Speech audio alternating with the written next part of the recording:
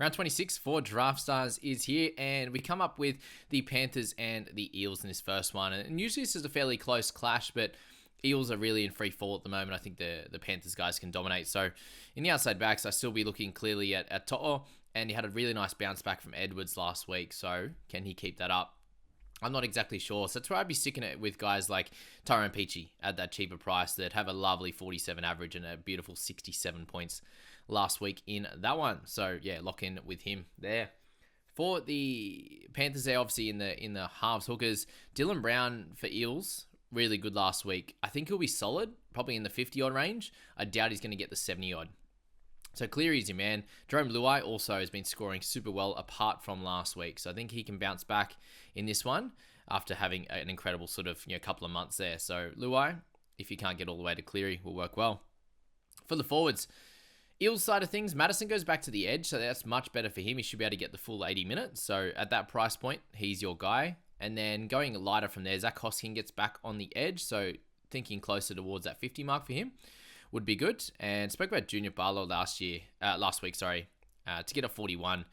At that price point, it's about what you'd be hoping for, 40 plus. And yeah, he was able to do that pretty comfortably there. No one really in the lighter price points that you'd be looking at too much. Regan Campbell-Gill had 2 good scores in a row and could definitely do the same again. So yeah, definitely some options across the board in that one. Warriors Dragons, just keep looking at the Warriors, guys, unless you've got some cash left over for Lomax, because coming back from his injury should be fine to go. But if not, looking at Dallin, got 3 tries last week. I think he's going to be going for that record, so definitely push him into your side if you can. Just really, it's a mixture of the top few there. Tyrell Sloan could do all right again, 38 last week. He's been actually consistent with his scoring, so yeah, look at those few up top. Halves hookers, Johnson, I'd probably avoid at the moment. He's not kicking goals, so at 25k, I think it's a little bit too expensive. Luke Metcalf can be one of those guys to go boom or bust, so at 13k, almost 14 there, he'll be fine. But it might be a Ben Hunt show in this one. Being pretty consistent and 5k cheaper than Johnson could be the play. Forwards on the bench this time, so let's avoid him in this one. Dan Russell come back down to earth, unfortunately, last week. He'd been a really good scorer for us for the last bunch of weeks. Just didn't work out, unfortunately. You got the Molo boys as well. So 39 from Francis last week and the 27 from Michael. So we do know that Francis seems to be the one that gets the bigger minutes and a better role there. Josh Curran in the starting side as well is something to look at. But, does he play lower minutes? Does he get sort of 55 or so where he could score well like he did back in May and June, which is crazy. So, yeah, not many clear options for the forwards there. A little bit of a hit and hope.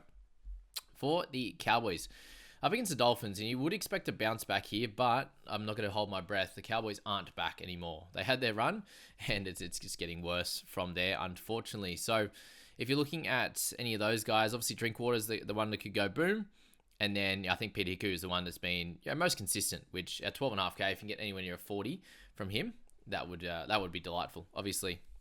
In that one, halves hookers, Cody Nikorima, still solid. 40 last week after his low one, so back to that consistency, which is good. And then you've got Sean O'Sullivan, who's come into some form over the last few weeks. So I definitely think he can go a 50 plus again in that one there. And then Dearden really needs to step up in his scoring after he has had a really lean month. So definitely think he can bounce back, and the Cowboys need him to for them to win, that's for sure. But that's coincided with them as a team playing poorly as well. For the forwards, I think Ruben Cotter is going to be back to some of his best. Had some good minutes last week. They need to win this week. There's nothing about giving him a rest in terms of minutes. So Cotter is your guy in this one there. All right, so let's move on to the next game, and we've got the Storm up against the Titans there. For the outside backs, you'd imagine just follow the Pap situation. I love how they've still got him at 17k in the top scorer when he's likely going to play off the bench. So I'd be avoiding Pap anyway, even if he was to start.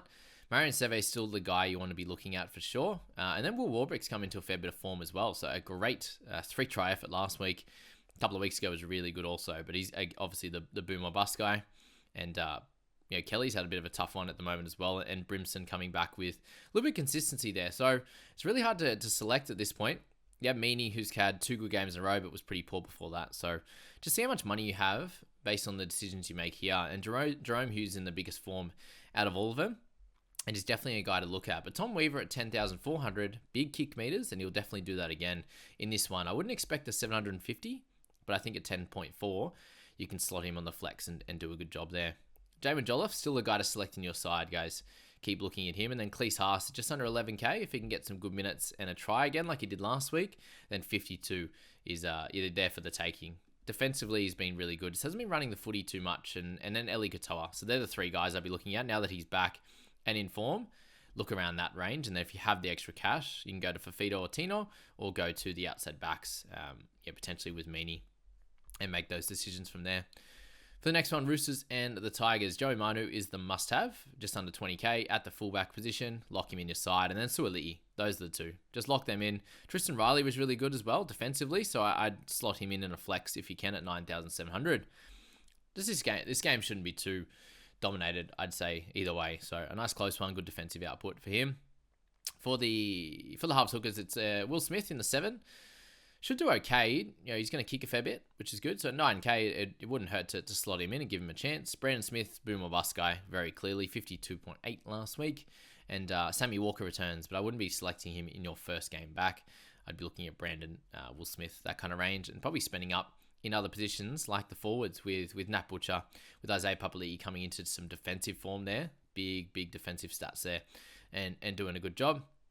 For the cheaper guys, Radley has been playing big minutes of recent time and doing a good job. And then Wong still scoring really well in the starting side. 2 good scores now out of his last 3 at 11k is a very easy one to select, along with Tyrrell May, who's been amazing. So I'd be 100% slotting Tyrrell in. He's a must-have in my opinion. Off the bench, they're getting good minutes and just improving each and every week. Raiders and Broncos, I think you just keep selecting the Broncos guys. And Farnworth is your consistent man. Rapana's going to be your boom or bust. That's where I'd be looking at it with the higher price point and then the medium with Rapana there. And anything down from that, you're hoping for a try out of someone like Kotrick. You got the 38 last week. I doubt that's going to happen against Broncos, so just keep sticking with the Bronx guys and hoping for like Oates, Cobbo, or Stags to kind of jump off the page and score a try or two. And then to the halves, Jock Madden in the 7. I think he's one of those guys you want to look at very clearly. When he gets the 7 role, he's scoring really well. So under 12k, he's a must-have in my opinion there.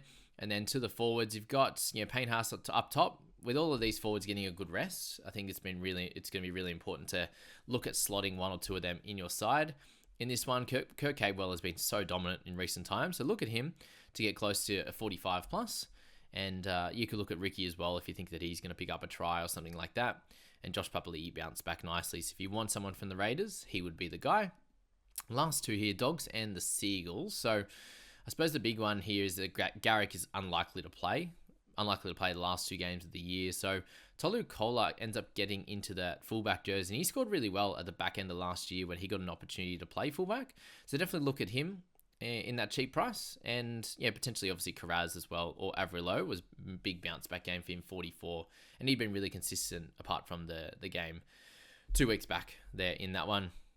Okay, so DCE I think is the must-have of the week. He'll be kicking goals as well, so just adds to it all in that one. And then to the forwards, Harrison Edwards played massive minutes last week, the full 80 and got 62 points. So I'd imagine that will stick solid. At least he'll be high in the 65-minute range, and he was really, really good. Corey Waddell in the starting edge is very good as well because he plays big minutes and gets involved in plenty of work. Yeah, Tofa Sibley as well, 50 in that one, and a really good game for him as well. So those 3 guys I'd be looking at clearly in that one. And then the last game here, Knights versus the Sharks. This is going to be a really fun one to watch, and there's so many options in the outside backs here. I still think Jesse Ramian is the guy that you can select. Even off the 29, he could have got that intercept and went the whole way and picked up a 40-odd last week. And these are the type of situations that he ends up in. And he's one of those boom bust guys. And with so much money up top, Ponga, Gagai, and Mazu, I think him, obviously Dom Young, solid one to pick up as well. That's his lowest in a while, that 27. So those guys are cool. Bradman Best or Malatalo, Talakai, and Tracy. They're all the options there. So Tracy somehow comes in at the cheapest 11,000. So slot him in as a 100%er and then make your decision on the secondary players from there.